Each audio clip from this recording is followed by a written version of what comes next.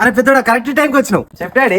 ఏం లేదు బేటా, మంచి ఒక బిజినెస్ ఐడియా చెప్పు. బిజినెస్ కదా డాడీ, 3 కార్లు కొందాం, ఒక మంచి ఆఫీస్ లో పెడదాం, కార్కో 1,00,000, 3 లక్షలు ఎక్కడ అది ఓకే బేటా, కానీ అది హెవీ బడ్జెట్. ఇంకా వేరేది రేపు ఇంకా నా డాడీ ఇంకా ఇంకా ఇంకా రెస్టారెంట్ పెడదాం డాడీ, మంచి దమ్ బిర్యానీ పెడదాం, 3 పనులు పెట్టుకొని మంచిగా నడిపిద్దాం.